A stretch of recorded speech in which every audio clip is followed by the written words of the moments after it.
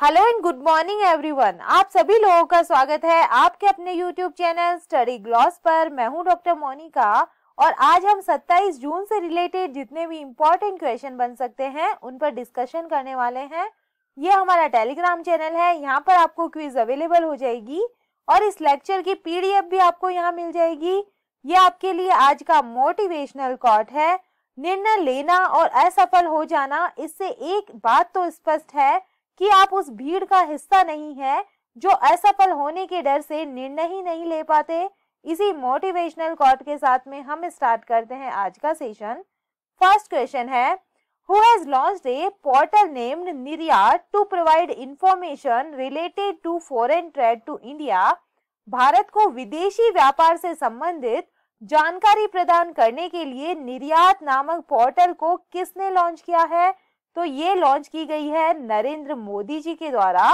D इसका correct answer होगा। Detail से हम बात करें तो जो national import export annual trade analysis record जो पोर्टल है, जो भारत के अंतरराष्ट्रीय व्यापार पर डेटा प्रदान करेगा और आधिकारिक उद्घाटन प्रधानमंत्री नरेंद्र मोदी के द्वारा किया जाएगा। निर्यात पोर्टल के बारे में हम बात करें तो वन स्टॉप प्लेटफॉर्म के रूप में निर्यात को हितधारकों को देश के अंतरराष्ट्रीय वाणिज्य के संबंध में आवश्यक सभी सूचनाओं तक पहुंच प्रदान करने के लिए इसे बनाया गया है। चलिए टॉप पोर्टल्स को हम रिवाइज करें। Who has launched Gati Shakti Sanchar portal to increase the connectivity of broadband service in rural areas. तो इसको लॉन्च किया गया था अश्वनी वैष्णव के द्वारा। For foreign student studying in India through other means including scholarship, India Alumni Portal who has launched, तो इसको मीनाक्षी लेखी के द्वारा लॉन्च किया गया था। Who has launched EDAR portal to provide instant information on road accident, तो ये ministry of road transport and highways के द्वारा लॉन्च की गई पोर्टल है। Which state government has launched? Mukhyamantri Bagwani Bima scheme crop insurance portal has been launched for, तो ये जो है ये हरियाणा के अंदर लॉन्च की गई पोर्टल है। सेकंड नंबर क्वेश्चन है, what is the rank of India in the global skills report 2022 release by Coursera.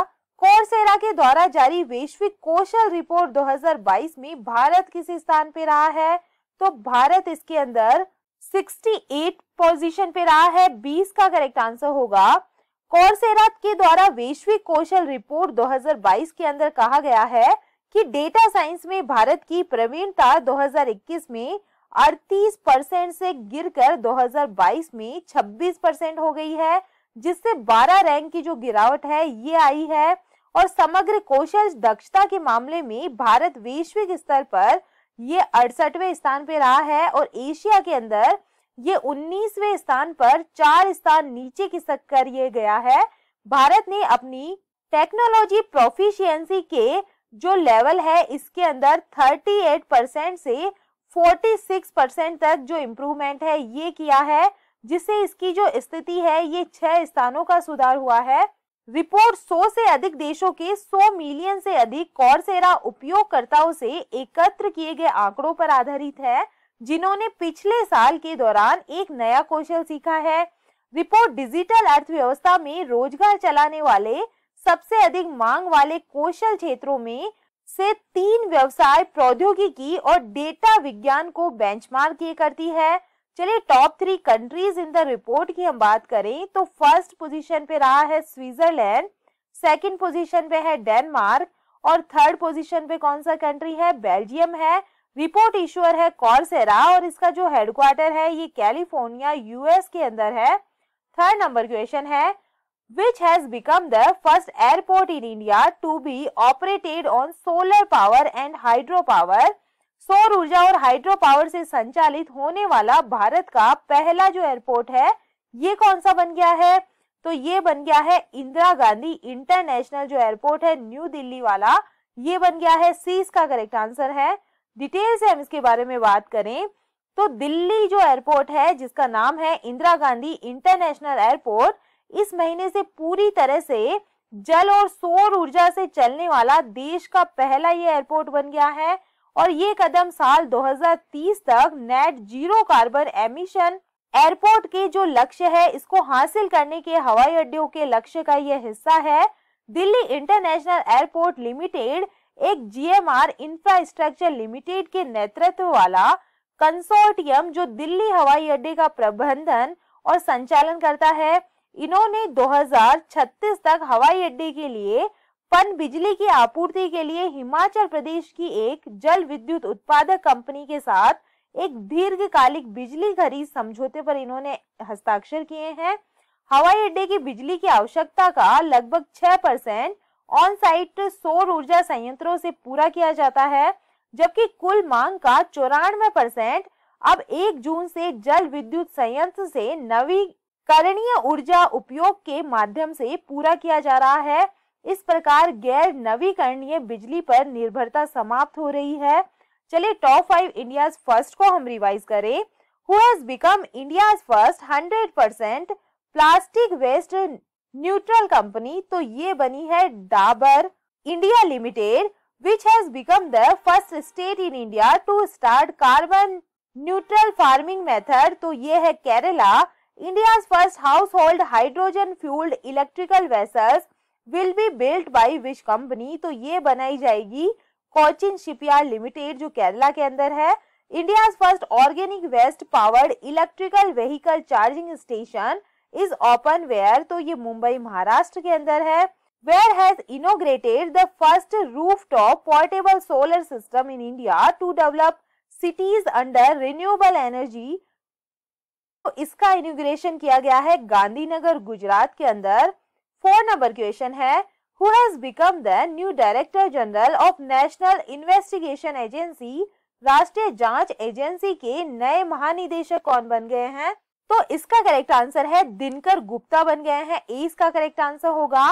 Cabinet की नियुक्ति समिति ने पंजाब के पूर्व पुलिस महानिदेशक दिनकर गुप्ता को राष्ट्रीय जांच एजेंसी के महानिदेशक के रूप में इनको नियुक्त किया है और आदेश के अनुसार गुप्ता 31 मार्च 2024 को उनकी सेवानिवृत्ति की तारीख या अगले आदेश तक जो भी पहले हो एक एनआईए प्रमुख का ये पद संभालने वाले हैं।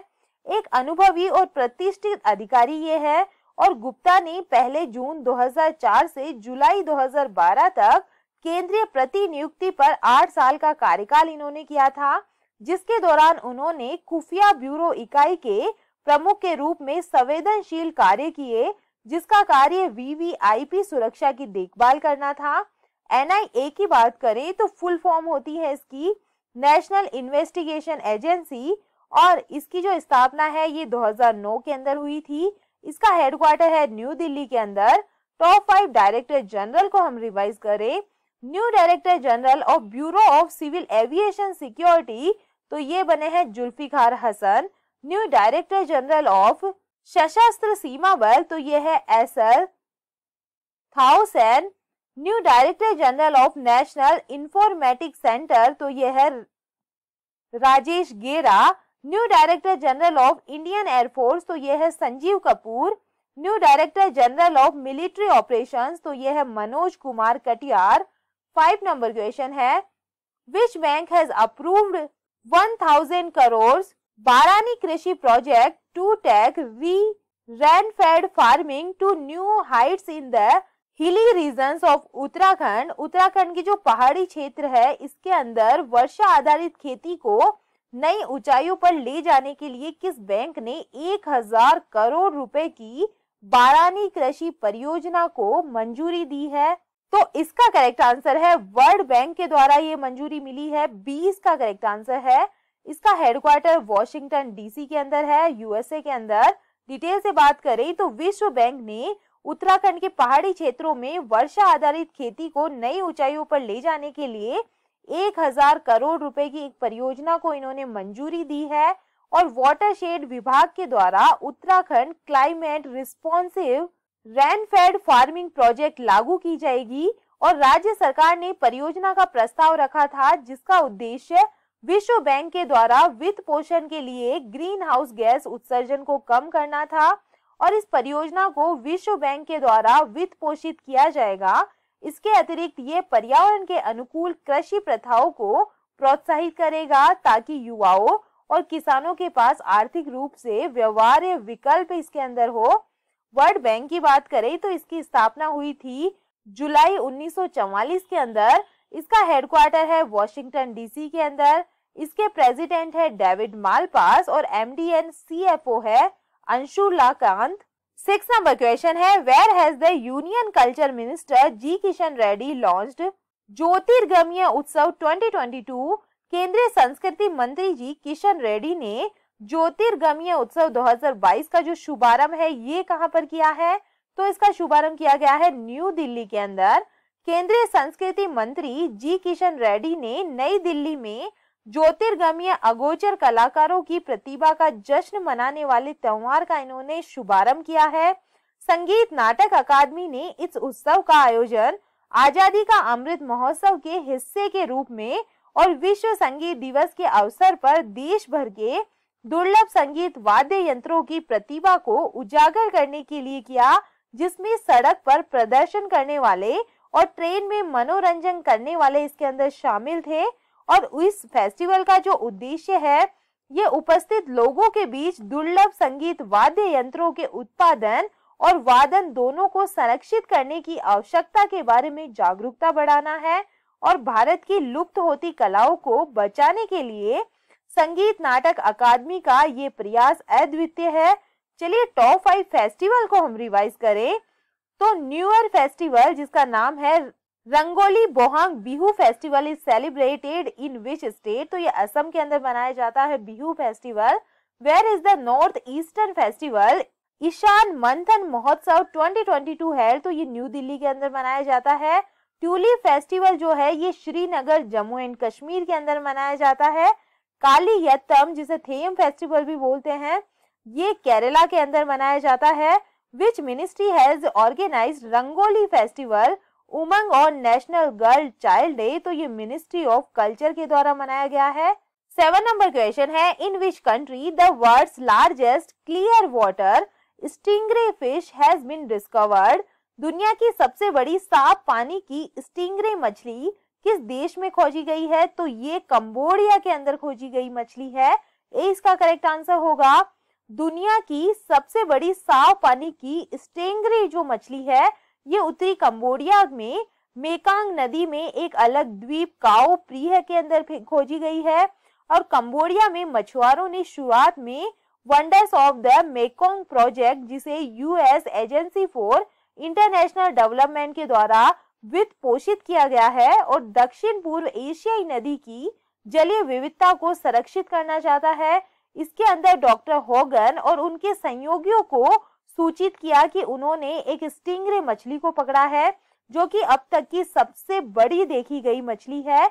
और बांध निर्माण, अत्यधिक मछली पकड़ने और जलवायु परिवर्तन सहित कई कारणों से मीठे पानी की जो बड़ी मछलियां हैं इनकी आबादी घट रही है और इसके अतिरिक्त कई बड़ी मछली प्रजाति विलुप्त होती जा रही है। तो दुनिया की जो सबसे बड़ी साफ पानी की मछली है जिसका नाम है स्टिंगरे मछली ये उत्तरी कंबोडिया के अंदर खोजी गई है, ये आपको ध्यान रखना है। 8 नंबर क्वेश्चन है, who has become the new chairman of the advisory committee of all India football federation? अखिल भारतीय फुटबॉल महासंघ की सलाहकार समिति के नए अध्यक्ष कौन बन गए हैं? तो इसका करेक्ट आंसर होगा रंजीत बजाज बन गए हैं। ए इसका करेक्ट आंसर होगा। उद्यमी रंजीत बजाज को सुप्रीम कोर्ट के द्वारा नियुक्त प्रशासकों की समिति की सहायता के लिए सलाहकार समिति का अध्यक्ष नामित किया गया है जो अखिल भारतीय फुटबॉल महासंघ के दिन प्रतिदिन के मामलों को ये चला रही है।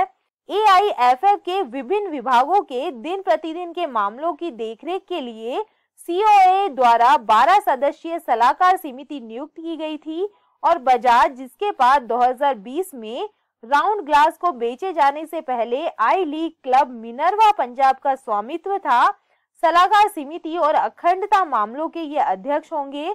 एआईएफएफ की बात करें ऑल इंडिया फुटबॉल फेडरेशन की तो इसकी स्थापना हुई थी 23 जून 1937 के अंदर और इसका हेडक्वार्टर न्यू दिल्ली के अंदर है। 9 नंबर क्वेश्चन है, ISRO has successfully launched the communication satellite GS-8024 for its commercial arm New Space India Limited, from where ISRO ने अपनी वाणिज्यिक शाखा न्यू स्पेस इंडिया लिमिटेड के लिए बनाए गए संचार उपग्रह GSAT-24 को कहां से सफलतापूर्वक लॉन्च किया है? तो इसका करेक्ट आंसर है फ्रेंच गुयाना से, साउथ अफ्रीका से इसे लॉन्च किया गया है। सी इसका करेक्ट आंसर है। डिटेल से हम बात करें तो न्यू स्पेस इंडिया लिमिटेड ने डायरेक्ट टू होम सेवा प्रदाता टाटा प्ले को संपूर्ण उपग्रह की क्षमता को लीज पर देने वाले अंतरिक्ष सुधारों के बाद GSAT-24 को लॉन्च किया है और ये कंपनी का पहला मांग संचालित संचार उपग्रह मिशन था। NSIL के लिए भारतीय अंतरिक्ष अनुसंधान संगठन के द्वारा विकसित उपग्रह को एरियन 5 रॉकेट द्वारा फ्रेंच गुयाना के कोरो में भू स्थिर कक्षा में सफलतापूर्वक लॉन्च किया गया था और GSAT-24 एक 4180 किलोग्राम और 24 KU बैंड संचार उपग्रह है जो DTH अनुप्रयोग आवश्यकताओं के लिए अखिल भारतीय कवरेज प्रदान करता है। इसरो की वाणिज्यिक शाखा NSIL की स्थापना मार्च 2019 के अंदर हुई थी और ये अंतरिक्ष विभाग के तहत एक केंद्रीय सार्वजनिक क्षेत्र का ये उद्यम है। 10 नंबर क्वेश्चन है, where will the 18th G20 summit 2023 be held? 18वें G20 शिखर सम्मेलन 2023 का जो आयोजन है ये कहाँ किया जाएगा? तो ये जम्मू एंड कश्मीर के अंदर किया जाएगा। सी इसका करेक्ट आंसर होगा। G20 शिखर सम्मेलन की जो बैठक है ये एक प्रभावशाली समूह जो दुनिया की प्रमुख अर्थव्यवस्थाओं को एक साथ लाता है। अगले वर्ष 2023 के लिए जम्मू और कश्मीर के अंदर ये आयोजित किया जाएगा और जम्मू कश्मीर सरकार ने केंद्र शासित प्रदेश में होने वाली G20 बैठकों के समग्र समन्वय के लिए 5 सदस्यीय उच्च स्तरीय समिति का गठन इन्होंने किया है और केंद्रीय वाणिज्य और उद्योग मंत्री पीयूष गोयल को पिछले साल सितंबर में G20 के लिए भारत का शेरपा नियुक्त किया गया था। G20 की बात करें तो इसे ग्रुप ऑफ 20 कहते हैं और इसकी स्थापना हुई थी 26 सितंबर 1999 के अंदर। India is a part of G20। Where was the first G20 summit? तो ये अमेरिका के अंदर 2008 के अंदर हुआ था। The 16th G20 summit was held in 2021। तो ये हुआ था इटली के अंदर जो 16वां नंबर का है और जो 17वां नंबर का G20 समिट है 2022 का तो ये हुआ था इंडोनेशिया के अंदर और 2023 के अंदर कहाँ होने वाला है? जम्मू एंड कश्मीर के अंदर होने वाला है। चलिए 25 जून के जो MCQ है उन्हें हम जल्दी से रिवाइज कर लेते हैं। फर्स्ट क्वेश्चन है, federation of international cricketers association की जो पहली महिला अध्यक्ष है ये कौन बनी है? तो इसका करेक्ट आंसर है लिसा स्टालेकर बनी है। ए इसका करेक्ट आंसर होगा। सेकेंड नंबर क्वेश्चन है, रामायण सर्किट पर भारत और नेपाल को जोड़ने वाली भारत की पहली पर्यटक ट्रेन कौन सी बनी है? तो इसका करेक्ट आंसर होगा भारत गौरव जो टूरिस्ट ट्रेन है ये बनी है। डी इसका करेक्ट आंसर है। थर्ड नंबर क्वेश्चन है, अंडर 17 महिला एशिया कुश्ती चैंपियनशिप 2022 का जो टाइटल है ये किसने जीता है? तो ये जीत लिया है इंडिया की टीम ने। 20 का करेक्ट आंसर होगा। 4 नंबर क्वेश्चन है, the book of form and emptiness उपन्यास के लिए महिला फिक्शन पुरस्कार 2022 किसने जीता है? तो इसका करेक्ट आंसर है ये जीता है रूथ ओजेकी ने। ए इसका करेक्ट आंसर होगा। 5 नंबर क्वेश्चन है, संयुक्त राष्ट्र में भारत की अगली स्थायी प्रतिनिधि के रूप में किसे नियुक्त किया गया है? तो इसका करेक्ट आंसर होगा रुचिरा कंबोज को किया गया है। ए इसका करेक्ट आंसर है। 6 नंबर क्वेश्चन है, भारत की महिला राष्ट्रीय रक्षा अकादमी परीक्षा के पहले बैच में टॉप करने वाली पहली छात्रा कौन बन गई है? तो इसका करेक्ट आंसर है ये बन गई है सनन ढाका बन गई है। सी इसका करेक्ट आंसर होगा। 7 नंबर क्वेश्चन है, one nation one ration card योजना से जुड़ने वाला भारत का 36वां राज्य या केंद्र शासित प्रदेश कौन सा बन गया है? तो ये बन गया है असम। सी इसका करेक्ट आंसर होगा। 8 नंबर क्वेश्चन है, प्रधानमंत्री नरेंद्र मोदी ने doctor BR Ambedkar school of economics university के नए जो परिसर है इसका उद्घाटन कहां पर किया है? तो इसका करेक्ट आंसर है जो इसका उद्घाटन है ये बेंगलोर के अंदर किया गया है। ए इसका करेक्ट आंसर होगा। 9 नंबर क्वेश्चन है, किस देश ने प्रवासी घरेलू कामगारों के लिए न्यूनतम आयु में संशोधन किया है? तो इसका करेक्ट आंसर होगा श्रीलंका के अंदर ये किया गया है, 20 का करेक्ट आंसर है। 10 नंबर क्वेश्चन है, स्विस बैंक में भारतीयों का धन 2021 में कितने लाख करोड़ रुपए हुआ है? तो इसका करेक्ट आंसर होगा 30 लाख करोड़ रुपए हुआ है, ए इसका करेक्ट आंसर है। और ये था 25 जून का स्टडी ग्लॉस क्वेश्चन। किस राज्य के मुख्यमंत्री ने भ्रष्टाचार को रोकने के लिए ACB 14400 नामक मोबाइल ऐप को लॉन्च किया है? तो ये आंध्र प्रदेश के द्वारा लॉन्च किया गया है, 20 का करेक्ट आंसर होगा। और ये है आप लोगों के लिए आज का study gloss question. Mount Everest की 8,830 मीटर ऊंचाई पर दुनिया का सबसे ऊंचा मौसम स्टेशन किसने स्थापित किया है? तो इसका आंसर आप मुझे कमेंट सेक्शन में दीजिएगा। ये हमारा टेलीग्राम चैनल है, यहाँ पर आपको जो क्वेश्चन है ये क्विज के फॉर्मेट में आपको अवेलेबल हो जाएंगे। आई होप आपको सेशन पसंद आया होगा। अगर पसंद आया है तो आप इसे लाइक कीजिए, अपने दोस्तों के साथ में शेयर कीजिएगा। तो चलिए मिलते हैं हम एक नए सेशन के साथ में। Thank you.